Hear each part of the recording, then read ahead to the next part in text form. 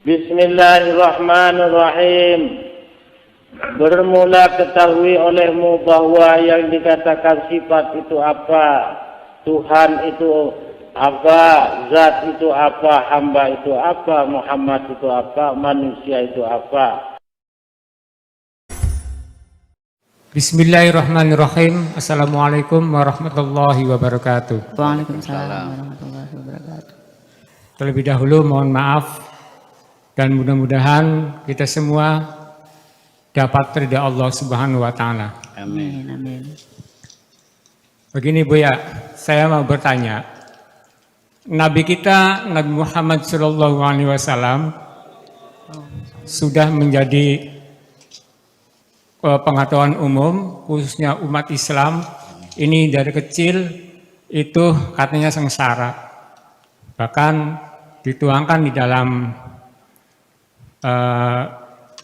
Al-Quran juga dengan kesengsaraannya Nabi kita, yaitu kita harus menyantuni ataupun menyayangi anak yatim karena rujukan dari Nabi kita.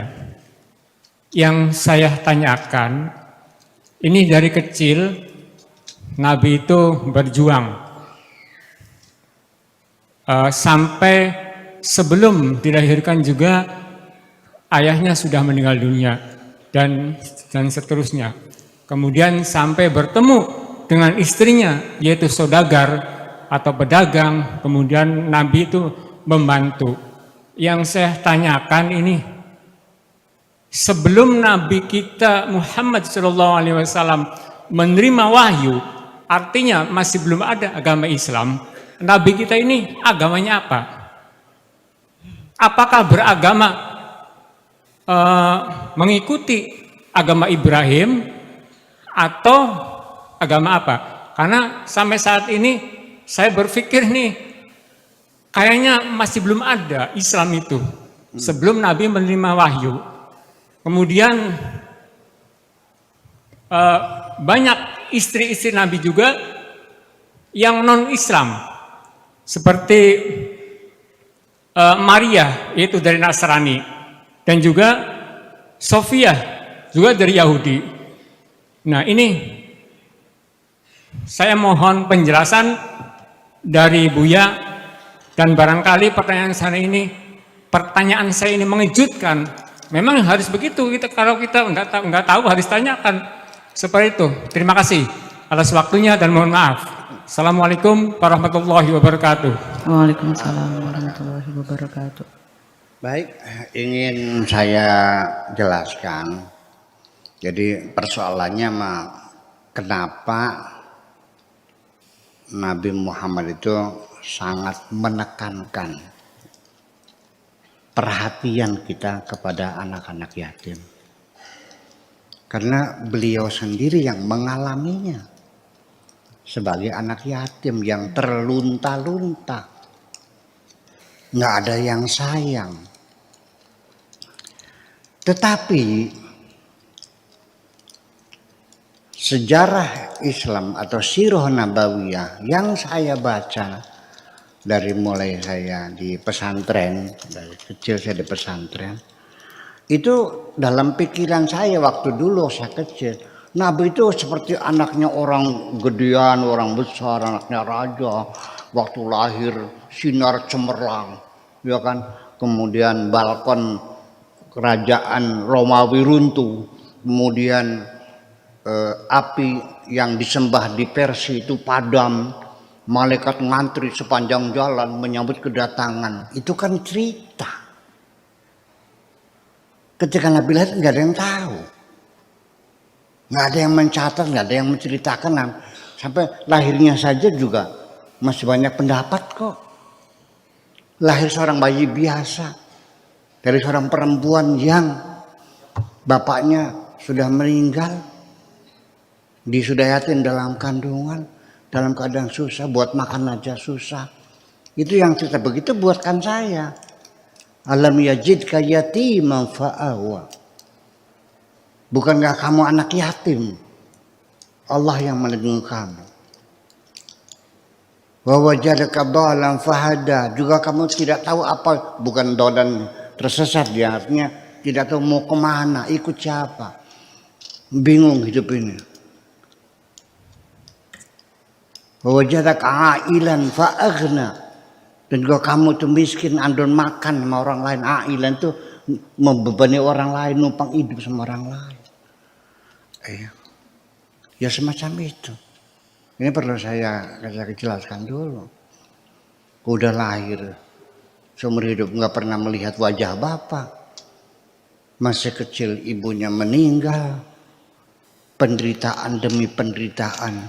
Ikut kakeknya meninggal. Ikut paman. Ya, disuruh menggembala kambing untuk makannya sendiri.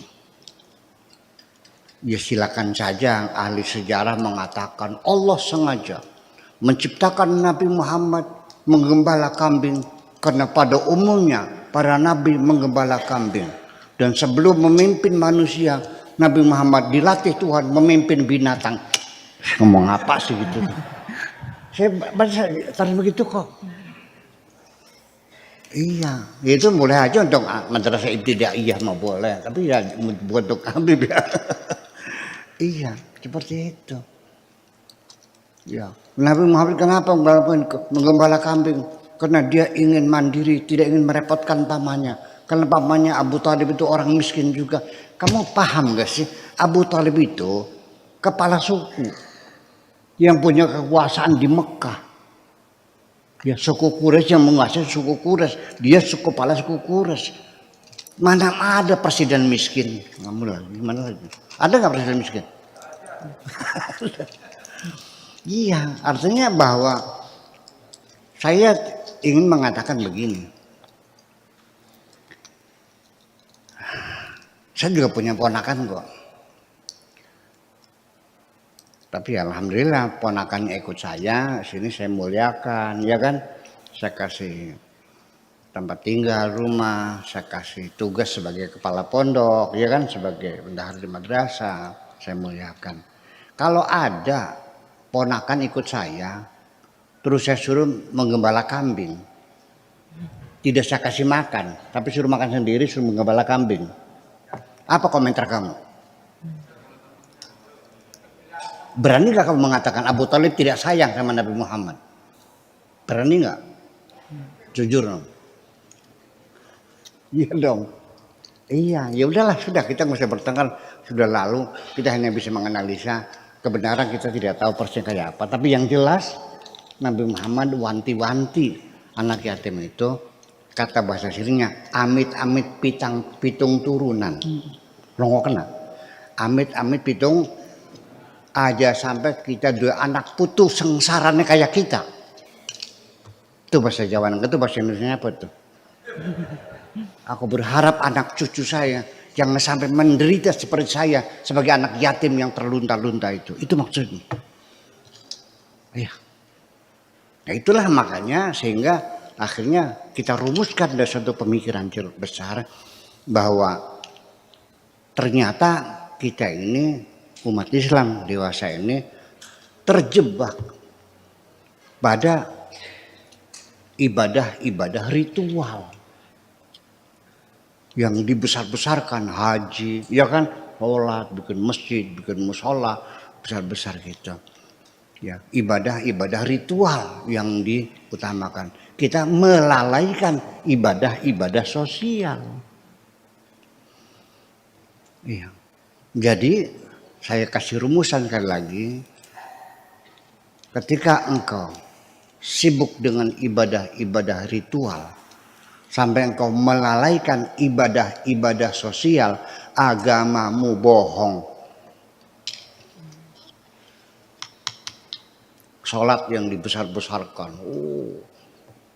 itu mikrofonnya tuh, toanya tuh mendengi kemana-mana, iya, mengganggu. Ada kecamatan, ada desa, ada puskesmas semuanya, ya, nyetel lagu Basit Abdul Somad hari Jumat mulai jam 10 pagi sampai jam 12 siang, sehingga semua orang bekerja berhenti. Saya tegur, alasannya ini adalah syiar Islam. Ya hebat, betul ya hebat. sholatnya berjamaah, naik haji tiap tahun atau sekarang umroh, tiap tahun umroh. Ya. Tapi anak yatim tidak sekolah, tidak kamu urusin kok. Banyak orang-orang miskin yang kelaparan, kau biarkan saja. Sholatmu bohong, fawaidul lil. Saya ngomongin ada dasarnya enggak? Ya terjebak semacam itu. Ya jadi kenapa Nabi Muhammad itu sangat menekankan anak yatim? Malah yang ada paradigma yang lebih terus gini. Orang itu kalau sholatnya enggak benar, amal yang lainnya tidak diterima. Pernah dengar enggak? Yang benar bukan begitu. Sekalipun kamu sholatnya rajin, tidak ngurusi anak yatim, sholatmu bohong. Ara'aital ladzi yukadzibu fadzalikal ladzi wala yahudu ala ta'amil fawailun. Iya kan begitu. Sekarang saya nanya biar agak cerdas. Ketika kamu sembahyangnya sehari 5 kali berjamaah semua, ya, sikat gigi dibuang, ganti siwak, ceboknya pakai tasuk, gitu, pakai kembali ke abad ke-7, pakai apa? Pakai batu, pakai sorban semua. Setelah itu negeri ini maju nggak? Betul nggak? Maju nggak? Makmur nggak? Cerdas nggak anak cucumu?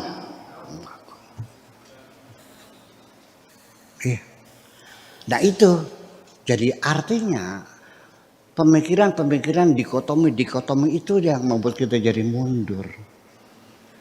Ya, ibadahnya salah pilih, ya salah pilih. Ilmu pengetahuannya ada ada ilmu agama, ilmu umum. Ada ibadah mahdoh, ibadah ghairu mahdoh. Saya nggak ngerti itu konsep-konsep semacam itu, nggak tahu sejak kapan tuh munculnya. Mahdoh ghairu mahdoh, ibadah murni, tidak beribadah murni. Ya, ilmu agama, ilmu umum. Artinya begini. Jadi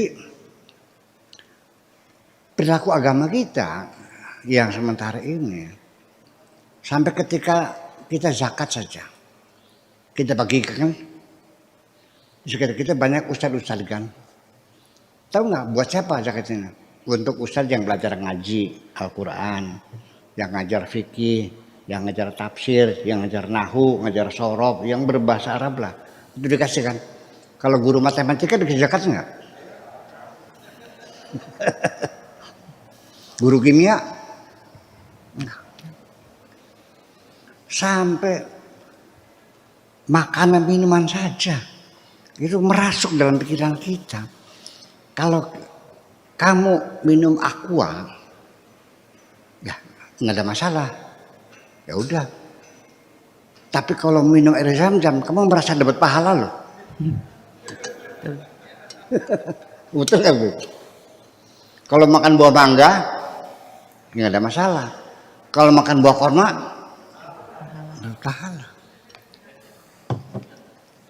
Iya. Cebok pakai tisu nggak dapat pahala. Kalau ceboknya pakai batu, pahala seperti itu. Ini jadi masalah. Nah, itulah makanya kembali. Jadi artinya saya katakan lagi, Nabi Muhammad di dalam buku-buku sejarah yang kita baca di sekolah-sekolah, lahirnya pada tahun apa namanya? Tahun gajah. Kenapa disebut tahun gajah? Raja Abraham menyerang Kaabah. Kapan itu tuh? Ternyata menurut Ibnu Asakir itu 45 tahun sebelum Nabi lahir. Menurut Az-Zuhari itu 35 tahun sebelum Nabi lahir. Menurut Ibnu Abbas itu 15 tahun sebelum Nabi lahir. Yang benar mana? Apa tahun itu? Tentara gajah enggak kan? 45 tahun sebelum Nabi lahir. Nah nggak tahu Khulasatul Nurul Yak itu dari mana ngambilnya tuh? Itu. Lah ya iya ini persoalannya. Baiklah, saya kira bahwa Nabi agamanya apa? Belum ada Islam. Istrinya agamanya apa? Ya belum ada Islam.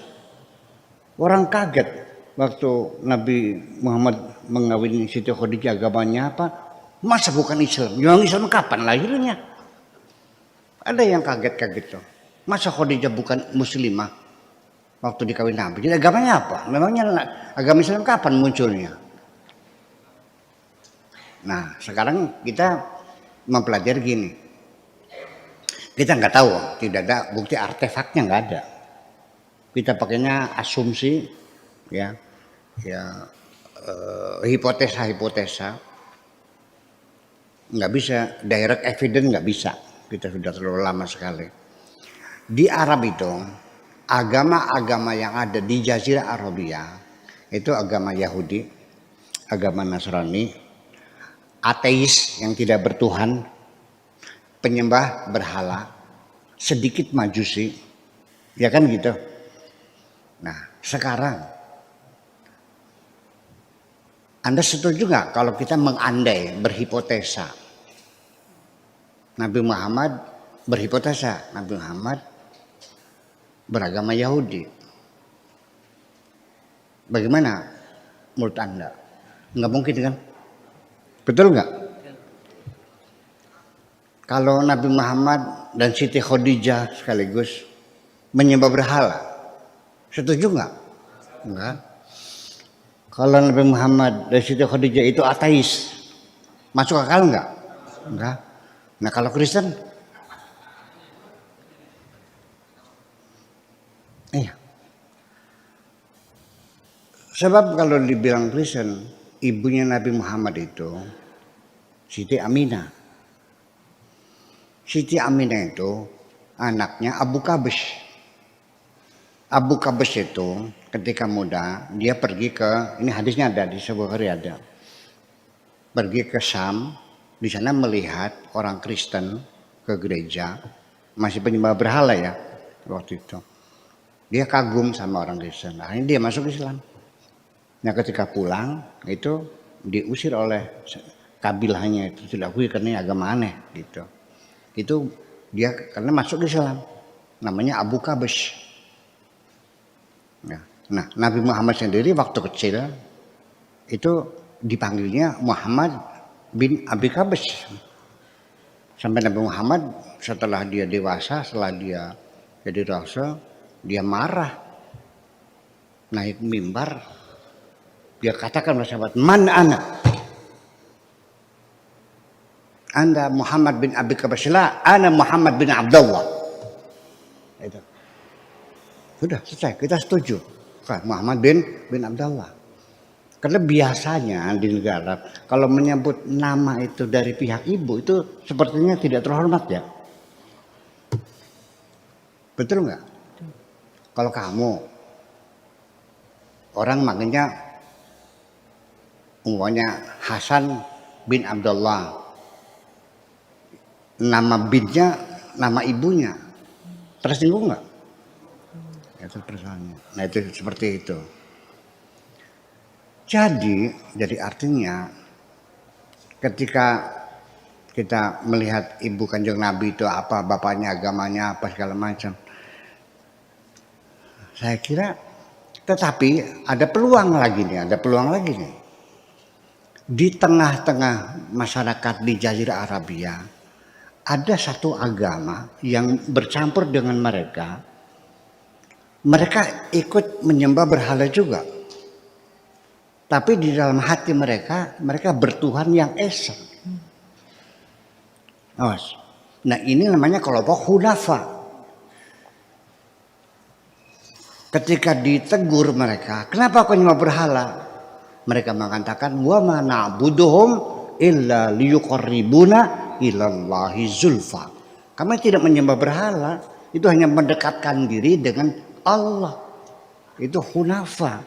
Nah Hunafa itu identik dengan pengikut Nabi Ibrahim. Ya kita bagaimana sholatnya saya nggak tahu, ya karena sholat kita juga berbeda. dengan nabi-nabi yang lain gitu. Nah itulah kira-kira semacam itu. Jadi artinya begini, ketika kita mengungkap sejarah dari berbagai sumber yang berbeda-beda, ya Pak Habib Cinta jangan tersinggung dong karena saya berbeda. Betul enggak? Saya tidak menyalahkan Anda kok. Ya kan, tidak menyalahkan Anda.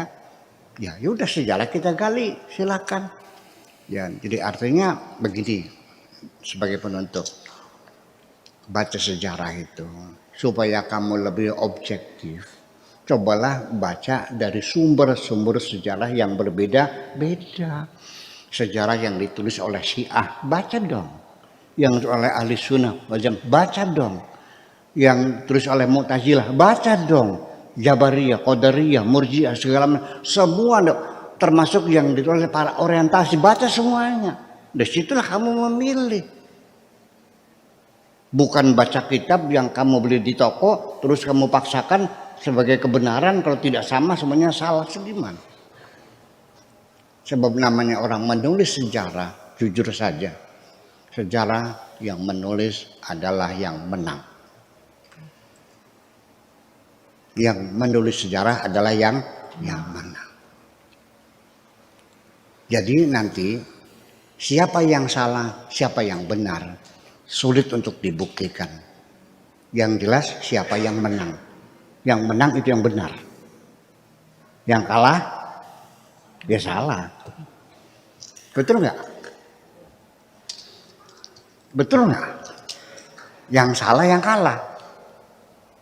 Yang menang yang benar, kayak mereka semacam itu. Jadi artinya ketidakjujuran dalam penulisan sejarah itu sangat besar sekali. Jadi ya sementara kita belum mengambil keputusan apapun, ya biarkan itu sebagai hipotesa tanpa kesimpulan. Apa salahnya kita tidak mengambil kesimpulan? Terima kasih. Gitu. Ya.